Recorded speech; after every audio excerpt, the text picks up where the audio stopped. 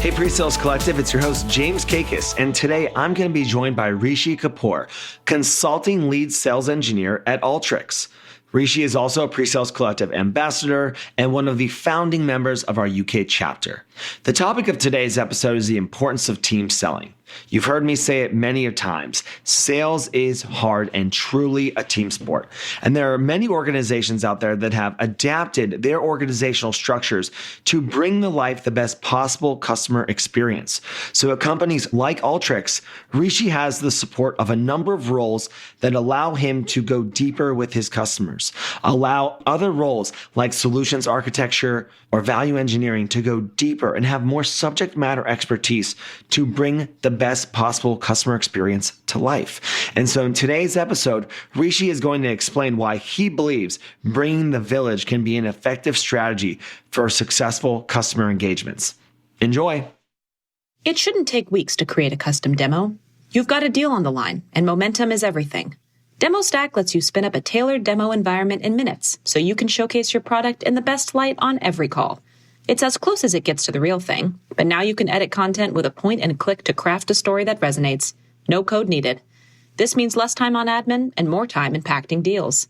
Make the live demo count with Demostack. Learn more at demostack.com. Rishi, welcome to the PreSales Podcast. How are you today? Hey, James. Thank you for having me. I'm doing really well. We talk every day, but it feels as if it's always a long time. So yeah, it's great to be on the podcast. It is great to have you on the podcast. And you're right. We probably Slack or message almost every day. This is my favorite thing about what's happening right now. PreSales Collective is finally doing these in-person events and meeting people face to face. And unfortunately, we missed each other in December when I was in London. I tell you what, I was so gutted that I missed you and the whole team in December. Let's talk a little bit about what you and the team have been doing in the UK. I want to commend you for all the work that you've done as a PreSales Collective Ambassador, founding member of the UK local group, and just someone who's continuing to put in the time, the energy, and effort in building local community. So why are you doing it, Rishi? It's a really good question. And I still remember back in April 2020, I think I must have sent you and Yuji a message to introduce myself. And the fact that I was looking for an SE pre-sales community out there outside of the company I'm working for. And I got a really warm welcome from you. And you were like, well, do you want to go and set up the UK? Back then it was a UK chapter, but the UK region. And initially I just actually wanted to be a member. I didn't want to actually go and have this huge responsibility of going and setting it up and scaling it out. And I think back in 2020, it was just me. But we've grown so much from a UK leadership team. We've got a solid team. So, you've got myself, Paul, Pavel, Ramona, Veronica, Elizabeth. Just got to make sure I'm not missing anyone off. It's amazing. And also, it wouldn't have been successful if it wasn't for the members. So the members of the community are great. Obviously, back in 2020, we couldn't meet in person. So we kicked off the first Mondays of the months. We had a lot of interaction on the Slack channels, and we do, every day. Now with the in-person events coming about and with the world tour, which is amazing, I have to say, we're literally meeting every week in the UK, somewhere in the UK. It's not just London, it's great to see all the pre-sales professionals all around the country. I couldn't have done it on my own. So I've got to give thanks to the leaders in the UK and the members. Rishi, that's fantastic to hear. And one of the things that I love that the UK is doing co-working and coffee get-togethers around the UK and just getting people together. Because I think it's so important just to finally get face-to-face in a safe environment, build those relationships, and show that we can just get people together in a very small and informal setting and also get them together in a large formal setting. So maybe a quick comment from you is there are plenty of people around the globe that are reaching out to get engaged in community events. Why should they do that? Why should they reach out to say, hey, I'm going to hold a coffee get together or a happy hour any place across the globe? I think what's important, especially with our profession in pre-sales, we can get really stuck in our own ways within the companies we work for. So I work at Alteryx, for example. It was my first job in pre-sales slightly under 4 years ago. The only way I knew was the Alteryx way. I didn't know what was going on outside my own company ecosystem. Now, what becomes powerful, and I'm going to talk about this later on today on the podcast as well, is you get power in numbers. What I mean is it's literally meeting with like-minded individuals within your profession in a friendly, positive way, not in a negative, competitive way. You can share best practices. You can share war stories, like we say. You can talk about your relationships with your sales counterparts. And we'll talk about this as well today. But then you can go back to your organization and you can be like, you know what? I want to drive this, or I want to run this project. I want to kick this initiative off. I think this is the best practice. I was talking to James at Salesforce, and he's got this great SE request process, and it will help the individual SEs and the leaders to really, really progress in their own company. Nobody had heard of the PreSales Collective at Alteryx prior to me joining. And now the global SVP of sales engineering is literally counting on me to provide updates in terms of what's happening out there in the community. And I think that's absolutely amazing. Now we can French fries that across every pre-sales team, community, in every company out there globally. It's going to be great. And coming back to the coffee and catch-ups and the co-working, we had one the other day organized by Elizabeth in the UK, just, getting together. We mind our own business when everyone's working on their laptops or on calls. We can just turn around, have a coffee, have a chit chat. We don't have to talk about work. We didn't talk about work as much. And it's just great to get to know each other. So I can talk about this all day, as you can tell. So I'm going to stop there. Well, thank you. And to the UK group and the UK ambassadors for all the work that you're doing. Keep up the great work.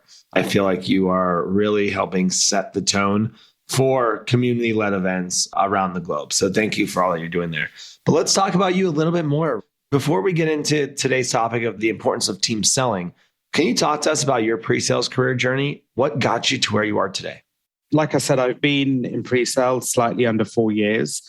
I came from having over 15 years of work experience, whether that was in the business or whether that was with consulting companies. I never knew what pre-sales was. I didn't know what a sales engineer did. I built a network within Alteryx, and they were like, why don't you just come and have an interview? I knew how to use the platform and technology. When I found out that actually I get to help so many customers every day, literally every day I'm helping so many different customers and different companies, I fell in love with that profession. I actually thought sales engineering was something to do with engineering, pure electrical engineering. And I was like, I don't even know how much I'm going to get paid for this. Am I sure that I want to make this move from investment banking to go into engineering? But it wasn't like that. And I've mentioned this before. I never used to get on well with salespeople. A lot of my best friends and colleagues are salespeople. And I see a different perspective now. But coming back to where my journey's gone and where I am today, I joined as a sales engineer. I quickly moved into management for about 2 years. So I was managing 9 to 10 SEs, went back into a strategic global role. So I was supporting the strategic global accounts. And now I'm lucky enough to have an opportunity to own and scale out the Nordics region. So I've gone from just doing very small tactical deals to then managing a group of 10 SEs who are running their own opportunities, deals and accounts and are aligned to their own salespeople, to then working on maybe 8 global accounts, to now owning a whole region. So it's pretty daunting where I am at the moment, but it's kind of daunting in a good way because every year I'm doing something different. No offense to the investment banks, the consultancies out there, but I don't think my career would have progressed that fast if it wasn't for pre-sales. I love the breakdown. I appreciate your journey. And I think what I like so much as it relates to today's episode is you've seen this role at your company in a couple of different capacities, maybe smaller transactional business, leadership business, bigger strategic deals.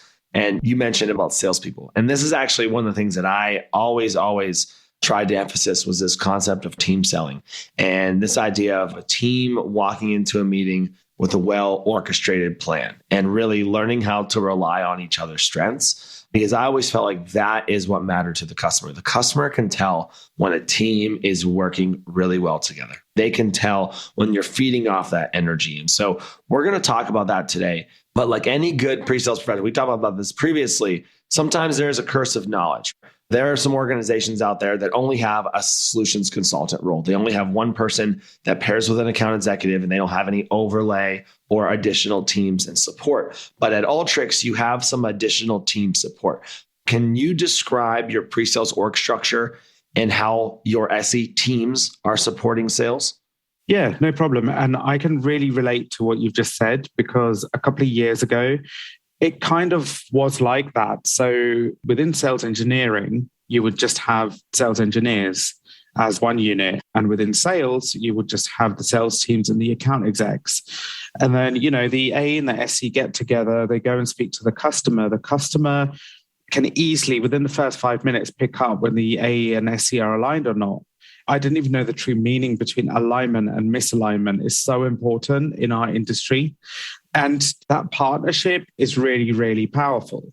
And now over the years at Alteryx, the sales engineering department has grown. And why it's grown is because you've got value engineering, for example. You've got teams like value engineering, and I'll explain what each team does in high level Alteryx. Value engineering, go and see, they keep their ears on the ground in terms of what's happening in the business and the industry. Us pre-sales professionals, we're going and showing the value of what we're trying to sell. So we're really focusing on those new users and having a relationship with the current users. But what value engineering does is they will go and, for example, interview the other customers or the other users in that company independently. They will go and do independent surveys. They'll go and do independent research. They help us put together literally book and value decks. So they're literally going and running algorithms, analysis, surveying the users, coming up with hard, solid numbers of ROI, where it's actually really useful for me and the AE, for example, but we haven't got time to go and actually do any of that analysis because we're trying to get new users, new customers in that organization. So they will be like, you know what, this is the book of value deck, or this is, great ammunition that I need to be powerful with the customer. And actually, it's not just to sell to the customer, it's being that trusted advisor to be, hey, James, did you know that you've got 1,000 users using Alteryx in your organization? And you'll be like, well, no, I didn't. I'll be like, look at all these independent surveys that we've done. Look at the total ROI our product's actually giving you and your company. And then you've got the architecture team. Now, the solutions architecture team was completely separate to our pre-sales team a couple of years ago again. We're together under one umbrella. Now, the SAs are all about those technical experts. I bring them in when I want to have those enterprise design conversations. These days, I don't talk to customers about Alteryx until the end. I want to know what their strategy is. I want to know what the architecture looks like. Where are they now? Where do they want to be in 5 years' time? How can we get involved to help them get there? What does their tech stack look like? What are the implications for having on-premise, for going to the cloud? What's the pros and cons? And then start talking about Alteryx and be like, well, this is where Alteryx is going to fit in your enterprise tech environment. I can't have that conversation on my own. I need the architecture experts there. Then we've got the COE team. So we've got a center of excellence team. And this is where we go and help the customers build out a COE. So it's like a center of excellence or center of enablement. They work with me to sort of run design thinking workshops, or we do hackathons. And it's all about building that excitement and that best practice with the customers. So there's a few examples of other teams that now are under our pre-sale sales engineering umbrella. We never had that. It was just sales engineering. So the times have actually changed where it's not just one AE, one SE working on a deal. People at Alteryx keep on hearing me say, I'm working with the village. I was working on strategic deals last year. Touch wood, I was lucky enough to bring in the largest dollar influence in EMEA. But it wasn't just me on my own as one person. I couldn't have done it without the village. Also, I run my work as if I'm running my own business. So then I get quite selfish with a business mind to be like, hey, I need value engineering. I need COE. I need an SA. I would go and jump on discovery calls with an SDR if I have to. And I know that we're going to be talking about the roles and responsibilities of the different people I work with. But back in the day, the AE would be known to be doing the discovery and the demoing. And SEs would be like, we're not going to do a demo. We're not going to jump on a discovery call. We're just going to get involved when the customer wants to do a guided trial or a working session. Sometimes I've got to jump on a discovery call. Why? Because I don't want a crap use case, so to speak. I want a good use case. I want a good business case.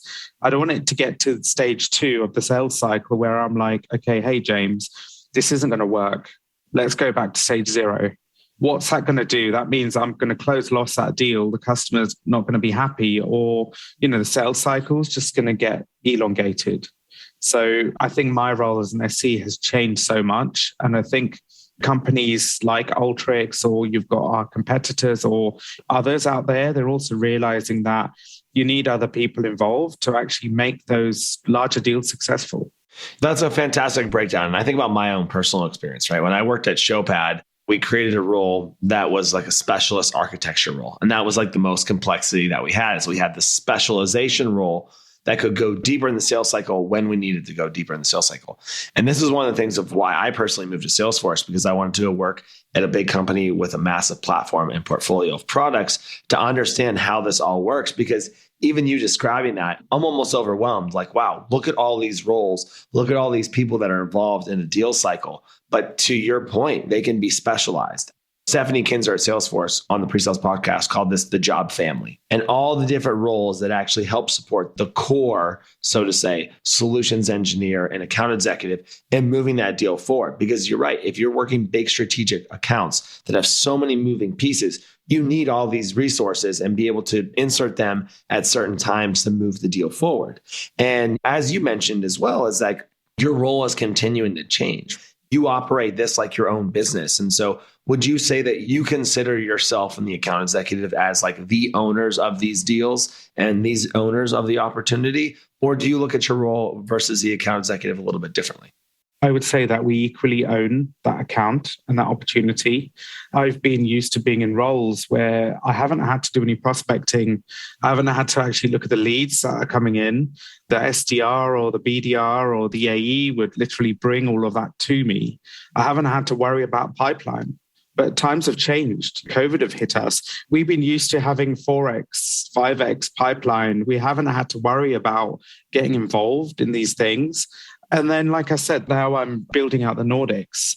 I'm actually having to go and write prospecting emails myself. I'm having to look at inbound and outbound leads. And, an SE could push back and be like, well, we don't need to get involved in this.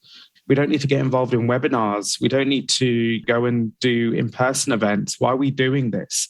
And I think the AE and the SE really own it equally. But then it's not just that, it's just the whole village.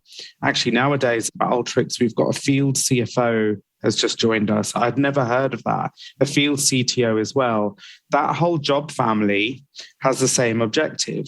The same objective is to close those deals successfully. Fortunately or unfortunately, in sales, we are driven by revenue numbers.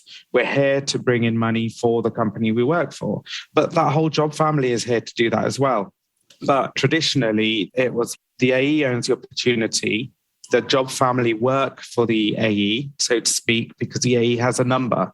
They've got the quota. They get the slack when they don't hit their number and their quota. But actually, all of us are equally responsible. And I think that whole time has changed now. That's interesting you say that. Why do you think things have changed now? It's interesting because I think we've tried to be a lot more strategic when we're actually going out and selling. So one example, at Alteryx previously, we were focusing on use case-based conversations. So when I say use case, a prospect will give us a business problem we want to solve. And then we'll prove the value out to be like, hey, we can help you solve that business problem. Now, our CDAO will be having conversations with the CDO on the other side, in the customer organization.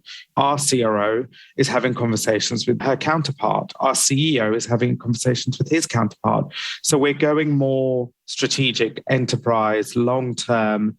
It's not just about having a relationship for that one use case or the term of the contract that we have with the customer.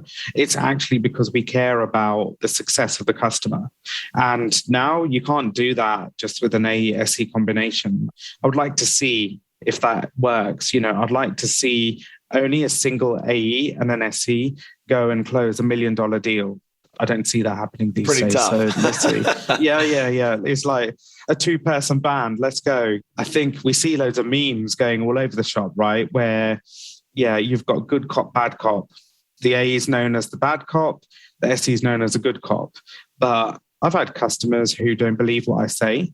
And I'll bring in the SA to actually say the same thing or to have the same messaging, but the penny's dropped when the SA has come in and said, you know what, I think this is what we need to do, looking at your architecture. Or when value engineering has get involved. Now, all of us are saying the same thing, but it's a different voice, different perspective, different experience. And the customers realized, it's about that realization. And you need the job family. I like this perspective. And one of the things you mentioned earlier is bringing the village. Large enterprise customers from, the last couple of decades used to get a lot of flack. They used to get a lot of mess because they would unload the bus at the customer. Some of these companies would show up like 20 or 30 people in a room. And to me, that's an extremely overloaded experience. And I want to dive into this a little bit deeper. But when you talk about bringing the village, how do you effectively bring a village of the job family to support the customer without it being an overwhelming experience for them at the end of the day? I was having this conversation the other day with a colleague of mine to do with the Nordics. And I was like, I don't always want to turn up with the Alteryx coach. What I mean is we don't want to go and turn up to a certain event or a meeting with more Alteryx people than the actual customer. And I think it's a couple of things. One thing is it's to do with timing. Now, I'm not going to get my CRO to speak to the analyst on the ground about Alteryx. It's not going to happen. And that's probably not going to happen so early in the sales cycle. That will take place at a certain point when I've actually proven out the value. And it's at a stage where we want to start talking to the board on the customer side. Now, that can happen in parallel whilst we're speaking to the users or the new users, or it can happen after that. Another thing is, I don't want to bring everyone in all at the same time. So we will leverage our partner community as well. So we've got a very big partner community. We're not going to be focusing on professional services, for example, or maybe not implementation. Or even if a customer comes and says, well, hey, we work with this partner. I've had it actually. They're like, we don't want to speak to you directly. We want to speak to the partner because we've got a longer standing relationship with the partner. At that point, the, so to speak, Alteryx coach needs to stop. And this is where we need to do the right thing and say, we want to use the partner to go and work for us or, speak on our behalf. So I think you've got to be intelligent because it's about timing, bringing the right people involved in the right conversations and not overloading the customer because we want to be strategic. We want to be their trusted partners. I wouldn't bring in value engineering, solutions architecture, and myself all in at the same time on the same conversation. There's no point bringing in value engineering when they can't produce anything that we can rely on or the customer's not going to believe. So maybe that might happen after 6-7 months of us closing a few deals with the customer first. That gives me a lot of light bulb moments. I have so many questions on how we break this down. I go back to my own career, right? I always like to reflect back on my own experiences. And as I mentioned earlier in the podcast, I really believe that a good sales meeting is almost like an orchestra or a sport where everyone is playing their role for the perfect output. You're playing off each other and not that negative experience of everyone talking over each other, right? Or you have that executive or somebody who just keeps continuing to hammer the points. It's not making the conversation flow very well. And so when you're bringing the village, how do you effectively prep to make sure people are given that swim lane and what their objective is on the call? I mentioned alignment and misalignment earlier on. Alignment is really important. In my career, I've had experiences where myself and the AE, we didn't have a prep session at all. It was literally 5 bullet points on Teams or Slack. We've got this demo tomorrow or next week. This is what the customer wants to see. That's it. No communication. We didn't meet face to face. We didn't have a prep call before the actual customer meeting or call. I wasn't really involved in account planning back in the day. And I think it's only quite recent that SEs, for example, are getting involved in account planning. It was literally very tactical involvements. We'd be like, okay, let's just go and focus on this one deal in this account. Don't worry about what's going on elsewhere at the moment. Just focus on this one tactical deal. I think trust is very important as well. So I cannot micromanage as one person. I don't like to be micromanaged, and I'm not going to tell value engineering their job. We need to have those prep calls. We need to make sure everyone's involved in account planning. We need to make sure that we're aligning that, look, this is what our overall goal and objective is. This is what we want to do with the customer. This is where we want to take them on their journey. And it's about trust. It's like, right, so VE are going to go and do their thing. SA know what to present or show or how to advise. I know what I'm going to do as an SE, and so does the AE. But also, I think it's important for us to get to know each other personally. So I'm quite a personal person, if you don't know already. We've never met face to face. Yet. Yeah, we haven't met at all. And I've known you for 2 years. I can't believe it. It's important to get to know your teams personally. The reason being is I need to understand their styles. Does my counterpart want to have a document with loads of notes before we have a prep call? Or are they going to show loads of slides in their presentation? Are they more hands-on? I want to look out for sort of catchwords where I might have to step in. Or, they may be like, well, Rishi, actually, I'm not well educated in these areas at the moment. Can you just step in and help out? So I like to get to know them personally as well. I think there's so much here. I can go on and on about these interactions. As it relates to the prep and the swim lanes, and as it relates to meeting and building relationships with your colleagues, how did it change in the previous remote only environment? And now as we enter this new hybrid environment, what are some things that you're doing to make sure that things continue to move forward as they should? Good question. I think when we went completely virtual, I didn't like working from home. I used to hate working from home. I always wanted to be in the office. It ended up being like you've got to actually organize meetings, and these meetings have to be taking place in advance. Whereas in the office, face to face, you might have a customer engagement coming up that week, but you could easily just meet up quite quickly and organize the plan or talk about it and align. But now it's you've got to book a Teams meeting in a couple of days in advance. I got used to looking at everyone's availability on their Outlook calendars. You couldn't just have a water cooler chat for 10 minutes to be like, hey, James, got this call with Alteryx later on. What do you think? What's the plan? I've had to put in slots for debrief meetings as well. So let's just say it had become a lot more formalized, as opposed to just meeting up for a coffee and talking about the account. You couldn't do that when we went into working from home. When we're moving into a hybrid environment, it's more like making an effort to go into the office, for example, or going and working in a co-working space convenient for us. So, sometimes if I can't go to the office, I'll go to where's local to the AE.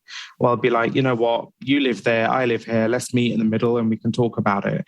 Because now all of these companies, they're like, you can work from anywhere. And it's like, even with the customers, I was speaking to a customer the other week.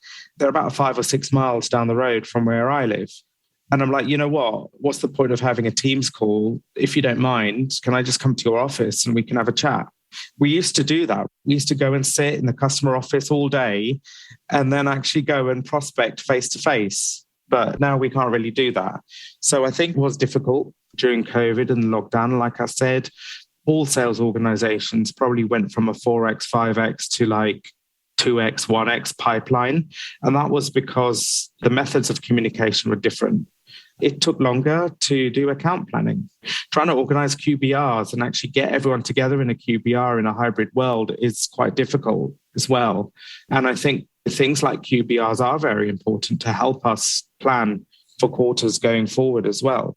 They definitely are, Rishi. And the premise of this episode is that you have an opinion that a lot of times solutions engineers don't want to give up control of the deals.